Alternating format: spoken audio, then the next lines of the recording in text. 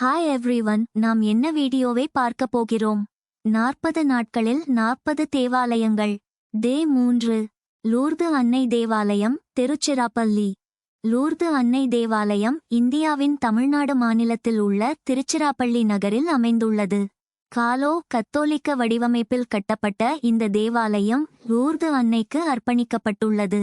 இந்த தேவாலயம் நகரத்தில் உள்ள 22 தேவாலயங்களில் பழமையான ஒன்றாக கருதப்படுகிறது. அவை 100 ஆண்டுகளுக்கும் மேலானவை. இந்த தேவாலயம் திருச்சியில் உள்ள செயின்ட் ஜோசப் கல்லூரி மேல்நிலைப் பள்ளி வளாகத்தில் அமைந்துள்ளது. இந்த தேவாலயம் நகரத்தின் முக்கிய அடையாளங்களில் ஒன்றாகும். 1895ஆம் ஆண்டு அடித்தளம் அமைக்கப்பட்டு 1903ஆம் ஆண்டு கட்டுமான பணிகள் நிறைவடைந்தபோது பொதுமக்களுக்கு திறக்கப்பட்டது. கோபுரத்தின் நடுவில் உள்ள Saint Ignatius, Saint Francis Xavier, இயேசுவின் திருஇருதயம், செயின்ட் பீட்டர் மற்றும் செயின்ட் ஜான் டி பிரிட்டோ ஆகியோரின் உருவங்கள் தேவாலயத்தின் மிகவும் குறிப்பிடத்தக்க அம்சமாகும்.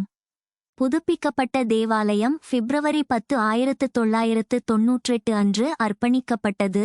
மேலும் சிலுவை வழி 1999இல் ஆசீர்வதிக்கப்பட்டு எழுப்பப்பட்டது.